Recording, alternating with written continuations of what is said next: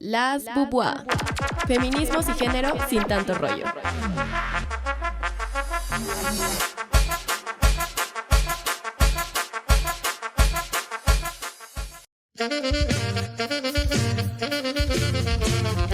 Hablar del cambio climático también es hablar de desigualdades sociales.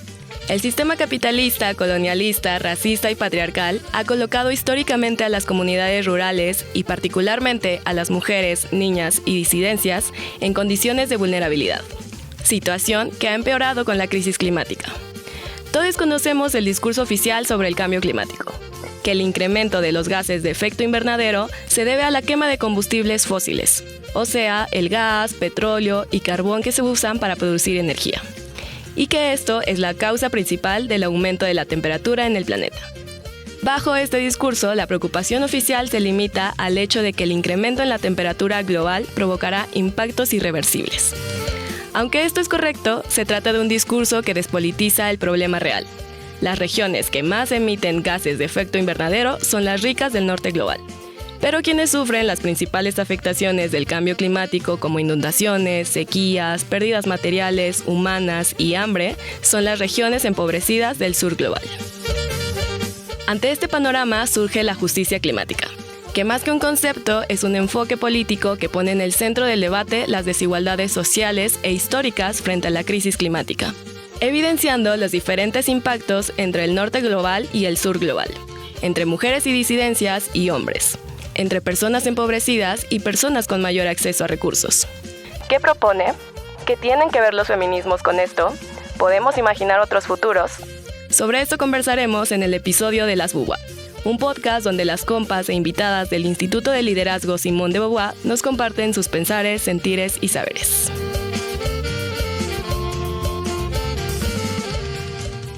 Bienvenidas todas, todes, todos. Mi nombre es Arlene Molina.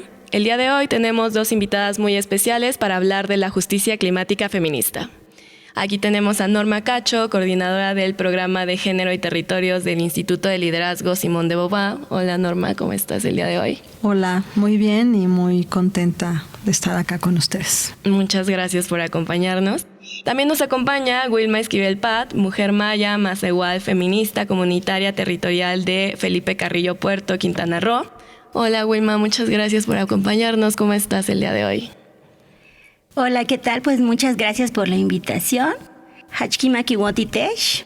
Yo soy de Felipe Carrillo Puerto, que es el nombre que tiene actualmente nuestro territorio, pero el nombre autónomo es Nosca Santa Cruz Ixbalamna Campocolche, y ese es el nombre que nosotros siempre tenemos presente.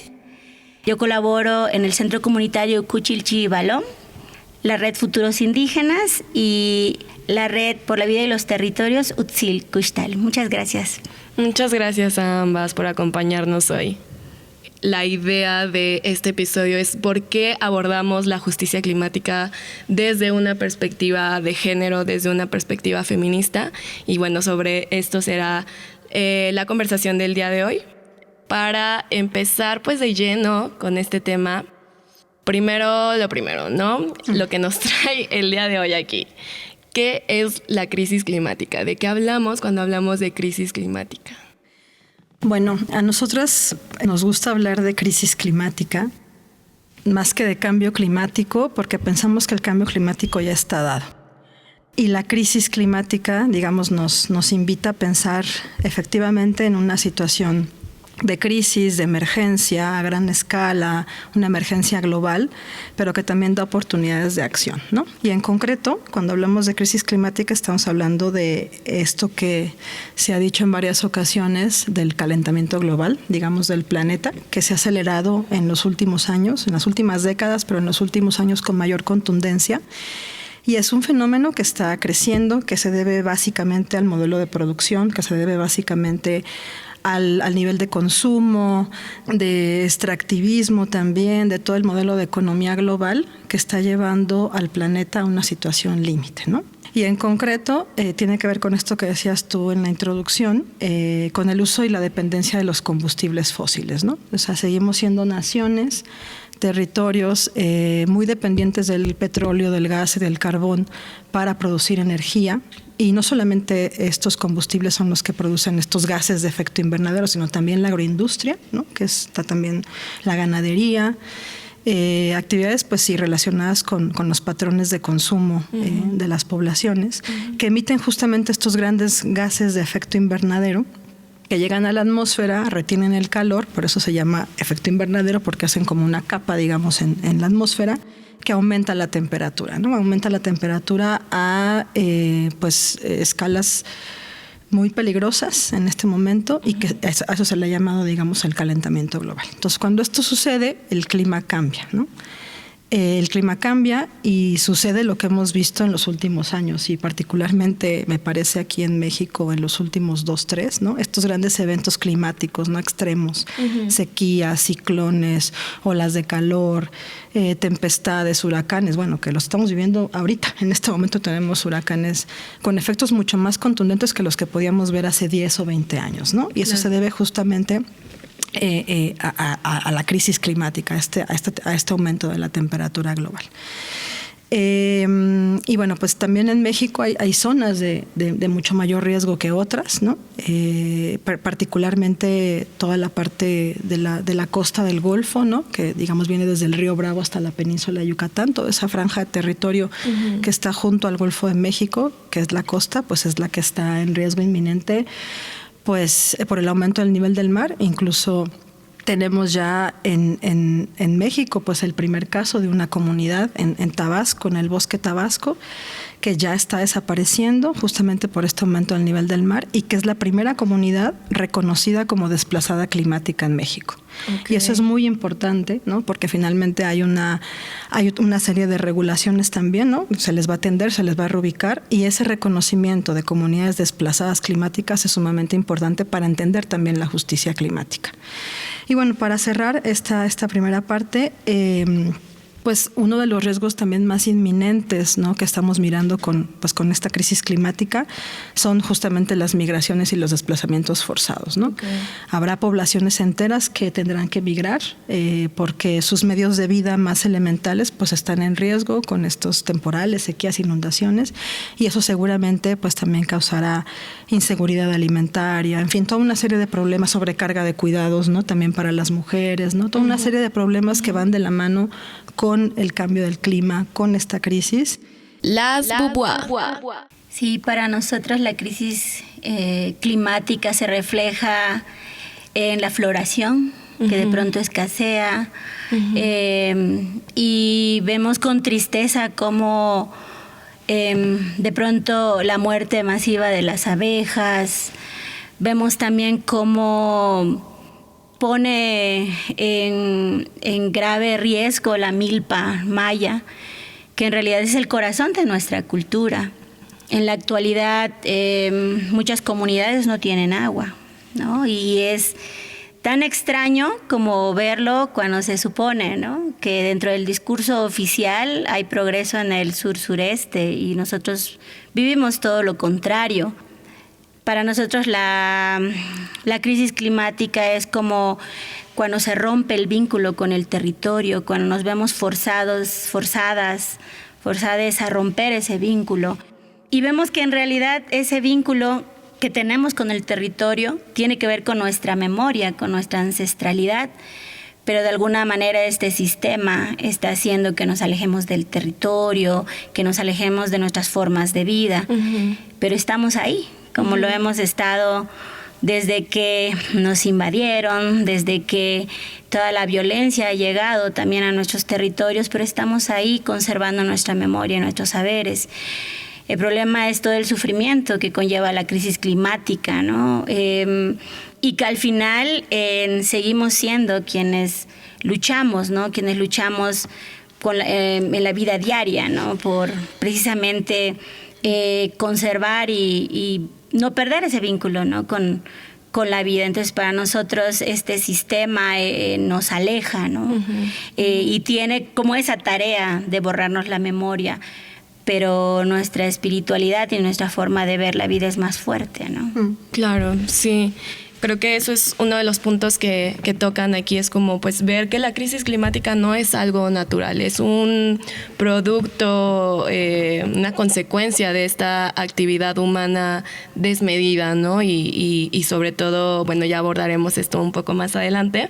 ¿Quiénes son quienes están provocando esto principalmente, no? O sea, ¿a quién se le está dando más responsabilidad o si se está asumiendo una responsabilidad de esto? Y un poco aquí, Norma, ya nos comentabas que esta crisis se está viendo en diferentes zonas de México, ¿no? En Tabasco, donde ya ocurrió este desplazamiento de comunidades.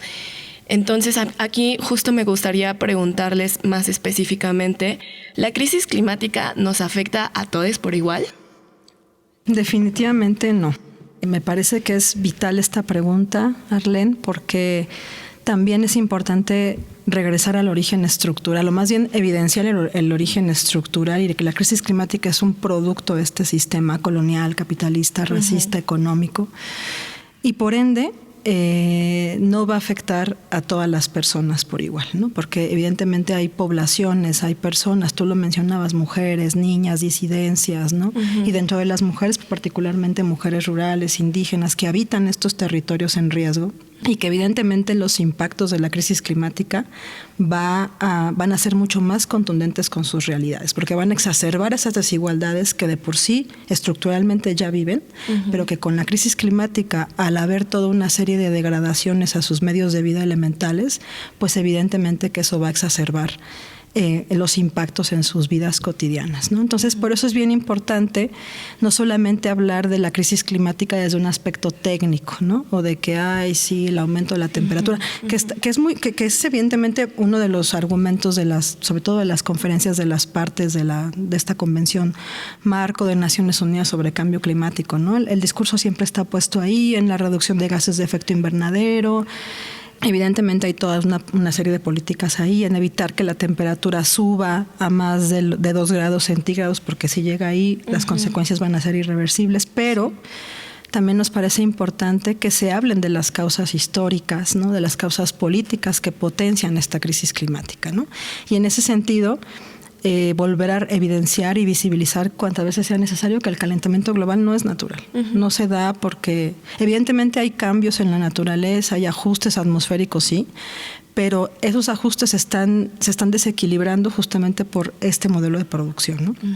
Y bueno, también hay que mencionar que no solamente los estados, ¿no? Los gobiernos, las naciones más poderosas son responsables, sino también las empresas, las industrias extractivas, las industrias petroleras, ¿no? Son las que emiten mayores gases de efecto invernadero y las que lastimosamente también tienen un papel preponderante en las COP. Entonces hay una contradicción ahí muy fuerte, ¿no?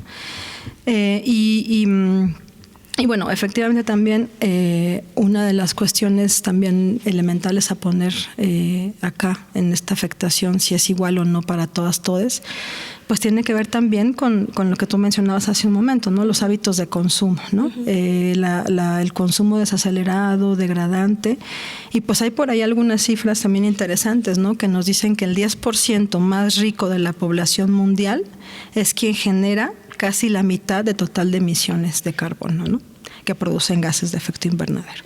Y que tiene que ver básicamente con los patrones y estándares de vida, ¿no? El uso de la tecnología, los medios de transporte, en fin, varias cuestiones que evidentemente están potenciando estos gases.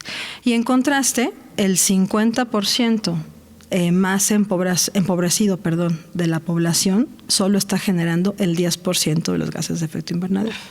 Pero nos ponen la carga y la responsabilidad a todas y todos por igual, ¿no? Claro. Entonces, todas adáptense, todas sean resilientes, y esos conceptos en realidad, pues, están limitando, digamos, también el potencial crítico, ¿no? De estas visiones. Sí, un poco esto que mencionábamos, pero que al final de cuentas, aunque esta población más empobrecida es la que genera menos emisiones, pues al final de cuentas es las que se lleva más las consecuencias, ¿no? Las Beauvoir. Entonces justamente ahí creo que es donde entra la justicia climática, ¿no?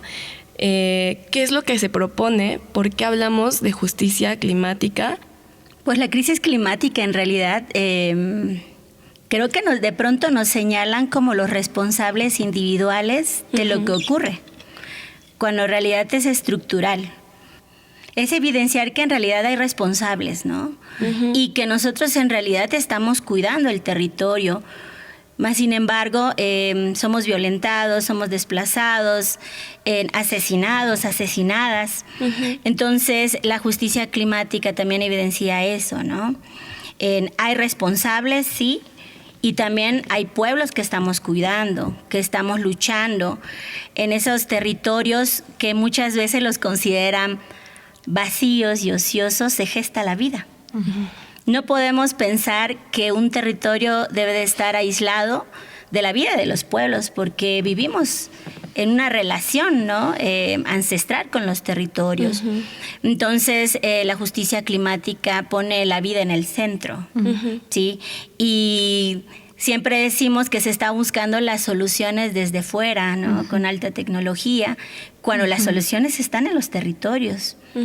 Hay una sabiduría impresionante, o sabidurías en todos los territorios.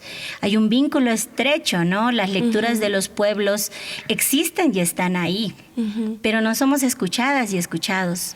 Somos ignorados, tutelados bajo un sistema que no comprende ni quiere comprender cómo es nuestra vida.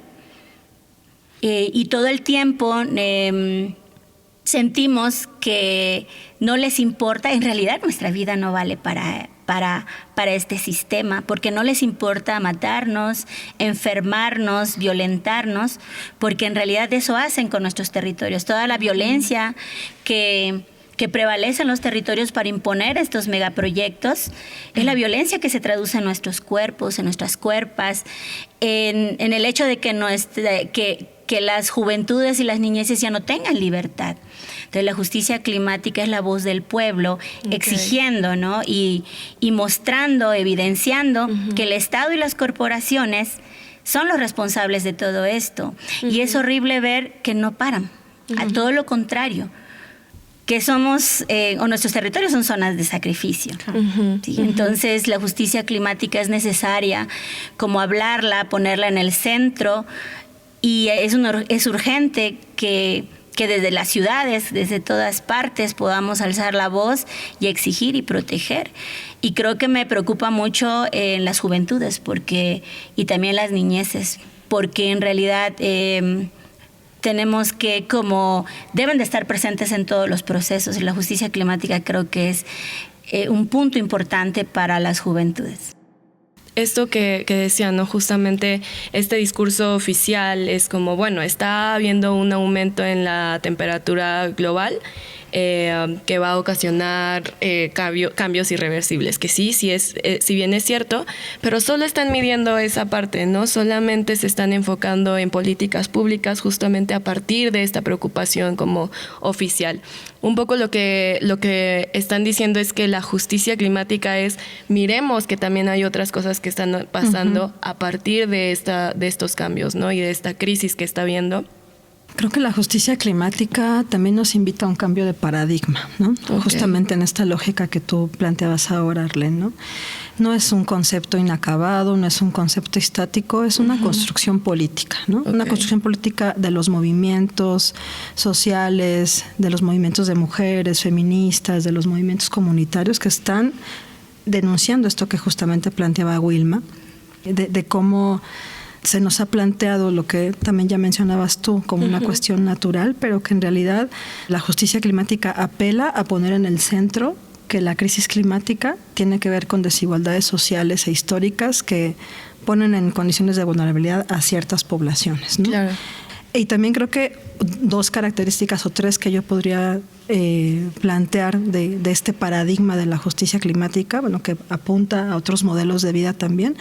Uno importante es denunciar la responsabilidad de las empresas y los estados, ¿no? En esta lógica de no somos responsables individuales de lo que está pasando. Hay empresas, hay estados omisos, hay empresas contaminantes, hay empresas que están también persiguiendo, criminalizando a las defensoras del territorio, porque justamente en esos territorios están sus intereses minerales, sus intereses, ¿no? de combustibles fósiles.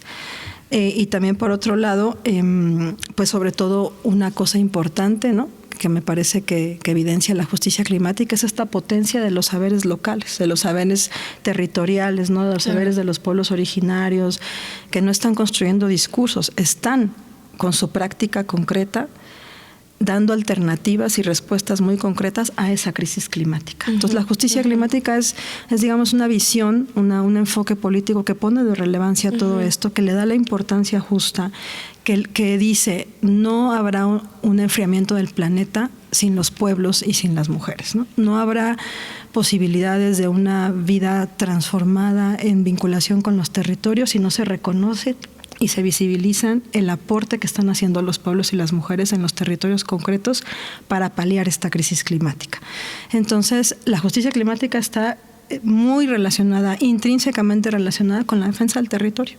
Con la defensa del territorio, no solamente los territorios comunitarios, rurales, como ya también decía Wilma, sino también los territorios urbanos, donde hay una responsabilidad también de quienes habitamos las ciudades para construir otros modelos, ¿no?, de vivir la vida, porque este modelo no es sostenible, este modelo va a terminar con, pues sí, va a degradar aún más, digamos, este planeta y la vida en el planeta. Entonces, por eso nos parece importante no solamente hablar de la crisis climática, que es como el problema, ¿no?, sino lo estructural que está ahí, sino la justicia climática, ¿no?, feminista también, porque ahí evidentemente hay un papel de las mujeres sustancial, ¿no? La justicia climática feminista también está diciendo que el extractivismo, además de ser un modelo colonial, es un modelo patriarcal, que refuncionaliza el patriarcado. Justamente eso es como la siguiente pregunta que venía. ¿Por qué hablamos de una justicia climática feminista o bien con perspectiva de género, ¿no? ¿Qué tienen que ver las mujeres en todo esto? Las mujeres siempre estamos presentes en el cuidado y en la lucha y también con las formas y los modos en el que vivimos. Todos los saberes de las mujeres sostienen la vida, incluso en la organización comunitaria y también en la lucha. Muchas veces esta vez es un compañero al frente. Pero esa lucha es sostenida por las mujeres y es muy importante que las mujeres siempre estén ahí. Nosotras... ¿Cómo podemos decir que lo sostienen? Porque cuando decimos sostenemos, las mujeres sostienen esa lucha, ¿de qué formas concretas podemos ver esa sostenibilidad? Bueno, nosotras dialogamos mucho, compartimos mucho y nos cuidamos entre nosotras. Aunque no se nombre muchas veces, nosotras estamos en constante encuentro y diálogo. Claro. Son las mujeres también las que conocen sobre las plantas, son las mujeres las que conocen sobre los alimentos, son las mujeres las que cuidan a las niñeces. Entonces somos nosotras las que estamos presentes. Y también tenemos un modo muy particular de ver las cosas, ¿no?, de gestar la vida. Creo que en las asambleas muchas veces, cuando falta la voz y la visión de las mujeres desde sus vivencias, hace falta algo fundamental. Entonces las mujeres tenemos esa visión del cuidado, ¿no?, de las que gestionan el territorio, de las que conocen el territorio. Claro. Entonces guardamos muchos saberes, entonces estamos ahí presentes. Las Bubuá. Norma, tú has tenido oportunidad de trabajar de cerca, ¿no?, con defensoras de territorio. ¿Nos podrías justo platicar un poco de esta diversidad de prácticas que existen? Sí, bueno, me parece interesantísimo hablar justo de las prácticas concretas, pero también de los posicionamientos, ¿no? Porque las mujeres implicadas en procesos de defensa del territorio pues se enuncian desde distintos lugares, ¿no? Algunas se reivindican feministas, comunitarias, otras feministas ecoterritoriales, ¿no?, en este vínculo de lo territorial con la ecología. Algunas otras se reivindican como mujeres forestales, ¿no?, mujeres que están implicadas en el bosque, ¿no?, que hacen ahí trabajo de recuperación, de cuidado, ¿no? Otras se reivindican cuidadoras de los territorios, ¿no? En esta lógica que ya decía Wilma de no solo gestionamos el territorio, lo cuidamos, ¿no? Y no en una visión de preservación y conservación ambiental técnica hegemónica, sino en una visión de lo habitamos y por ende conocemos las necesidades. Y por ende también preservamos, ¿no? Y garantizamos que esos territorios prevalezcan para otras generaciones, ¿no? Okay. Y otras mujeres también se reivindican defensoras, ¿no? Defensoras comunitarias del territorio, ¿no? Que hacen mucho trabajo incluso de defensa. Y aquí es importante hacer un énfasis, ¿no? Que la defensa del territorio no es solamente la defensa legal, ¿no? Es súper importante la defensa legal movilizadora, pero cuando hablamos de defensa del territorio nos referimos justamente a la gestión de ese territorio, bajo los estándares, bajo las prácticas tradicionales, los saberes ancestrales, ¿no? Okay. Que son una alternativa justamente a esos modelos agroforestales, agroindustriales, extractivos que en realidad están depredando el territorio, ¿no? Entonces hay una gama bien amplia, ¿no? de estas prácticas de gestión, de habitar el territorio, de defensa del territorio, ¿no? La agroecología, por ejemplo, es una súper importante, ¿no? Una práctica que hace frente a la agroindustria, justamente que está causando estos gases de efecto invernadero, ¿no? La soberanía alimentaria, claro. La defensa del maíz nativo frente a los transgénicos, ¿no? La eliminación de los agrotóxicos, ¿no? La recuperación, por ejemplo, el resguardo de las semillas nativas. Tú decías, Wilma, ¿no? Esta recuperación de las plantas medicinales que fue justo a partir más contundentemente de la crisis del COVID, ¿no? Que hubo todo una recuperación de los medios de vida, de los saberes ancestrales, de las plantas, de las semillas, ¿no? También hay un montón de trabajo de gestión comunitaria de agua. Por ejemplo, hay comunidades enteras organizadas en Oaxaca, en Chiapas, ¿no? Con sus propios sistemas comunitarios de agua, ¿no? Y también, pues obviamente, toda la gama de movilización, de resistencia potente, que como bien decía Wilma, no es gratuito que sea en el sur-sureste, porque justamente el sur-sureste es una de las regiones geoestratégicas que están en la mira de estos intereses capitales y extractivos, ¿no? Uh-huh. Y que también tiene en marcha megaproyectos emblema, ¿no? Megaproyectos emblema no solo este sexenio, sino que han sido megaproyectos pues que han tenido una antecedencia histórica también y habrá una continuidad, ¿no? Y que también tienen muchas resistencias, ¿no? Tenemos ahí el corredor transísmico, el Tren Maya, que no es solamente el megaproyecto, sino también es una resistencia que está alrededor. Y por último, un mecanismo que a mí me parece muy importante también es para la defensa del territorio, es todo este fortalecimiento de los mecanismos propios, ¿no? De los pueblos y las comunidades, ¿no? Los reglamentos ejidales, los estatutos comunales, que son como normativas internas, digamos, asamblearias, que permiten defender el territorio, ¿no? Porque incluso se puede blindar el territorio frente a megaproyectos extractivos, ¿no? Si la comunidad en asamblea lo decide, que son mecanismos que a veces están también muy invisibles y se les quita ese potencial, pero que son mecanismos que resguardan el territorio a nivel comunitario. Y justo ante esto, pues uno de los programas del ILCB es justamente Género y Territorios.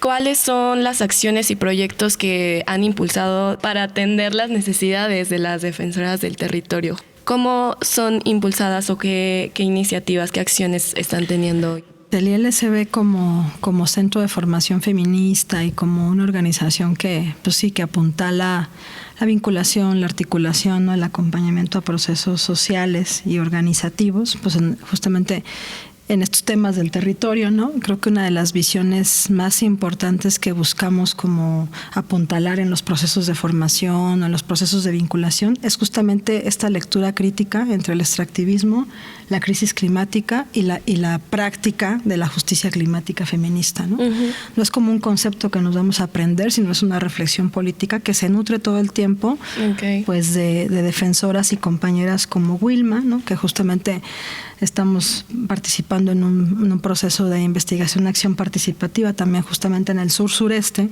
como para poder identificar con mayor contundencia las problemáticas territoriales, los impactos hacia las mujeres rurales y defensoras del territorio de estos megaproyectos extractivos en la región, pero también cuáles son las resistencias y las apuestas, porque no todo, o sea, evidentemente que la resistencia y la apuesta organizativa surge a partir de una problemática, pero la trasciende también.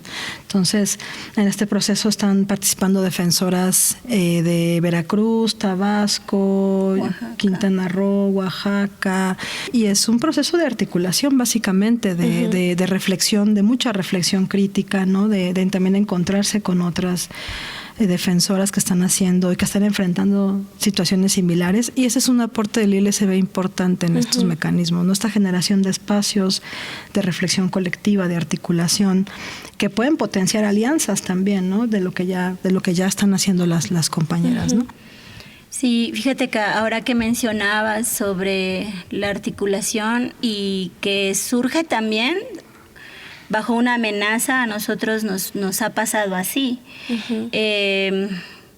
Dentro de todo el riesgo, el miedo y todo lo que estábamos leyendo desde el territorio que amenazaba nuestra vida, surgieron muchas redes. Y eso es algo que agradecemos profundamente porque las redes nos sostienen. Y es impresionante el hacer de las mujeres en estas redes. Desde la península nos articulamos, conocimos muchas colectivas que no conocíamos y el valioso trabajo que estaban haciendo y personas que estábamos cuidando el territorio desde nuestra cultura, nuestra espiritualidad, desde las artes. Nos despertamos a una realidad que nos dolía y nos preocupaba, y eran las amenazas como el Tren Maya, y tuvimos que entrar a la lucha, organizarnos, pero también pues vivir esta parte de cómo se va rompiendo el tejido comunitario, cómo hay de pronto división en las comunidades por este tipo de megaproyectos que eso hace, que nos confrontan. Sin embargo, hay muchas colectivas y muchas personas que estamos levantando la voz. Hay redes también regionales, porque estas amenazas son regionales. Así nos encontramos con compañeras, compañeros, compañeras desde Oaxaca, desde Tabasco. Y desafortunadamente estos megaproyectos siguen también hacia Guatemala, ¿no? Hacia otros países. Y también nos hemos encontrado tejiéndonos. Y también desde nuestras espiritualidades y nuestras ancestralidades, que es fundamental. Para nosotros esta lucha se sostiene mediante nuestra espiritualidad también. Porque ¿de dónde sacamos fuerza? ¿De dónde sacamos la sabiduría para poder tener rumbo? ¿Cómo lo hacemos con el miedo, no? El miedo lo tenemos que caminar ante el señalamiento y el intento de aislarnos, ¿no? Por la voz que tenemos, y que no es solo nuestra voz, es la voz de muchas otras personas. Nos sostiene la memoria. En la actualidad también hay redes e iniciativas como la Anticop, que va a ocurrir en noviembre.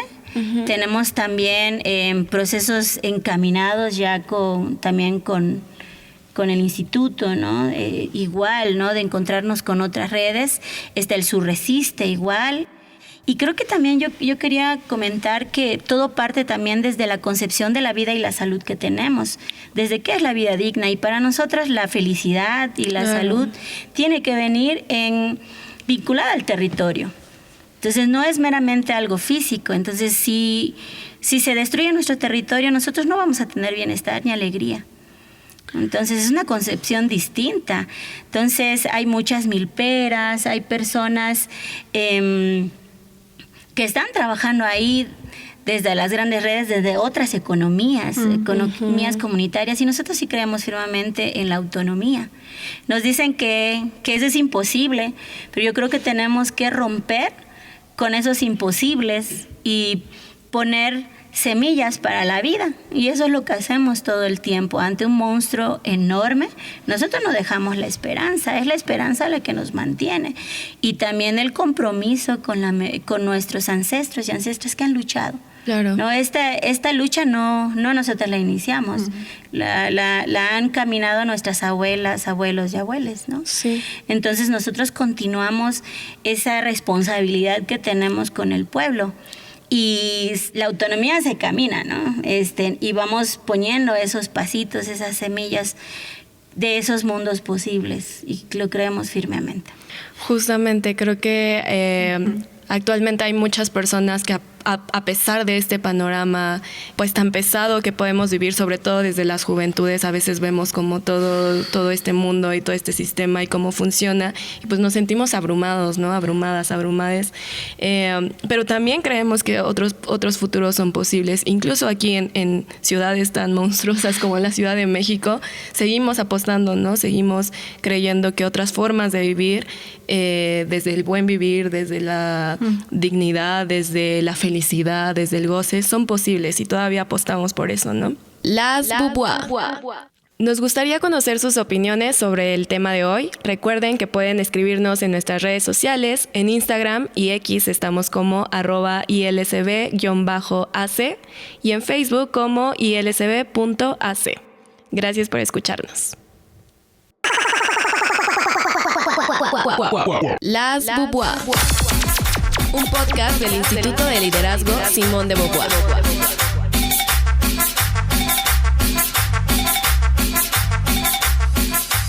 En este episodio, el guión estuvo a cargo de Arlene Molina y Norma Cacho.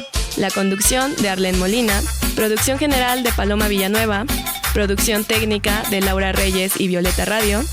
Agradecemos la participación de Wilma Esquivel Pat y Norma Cacho.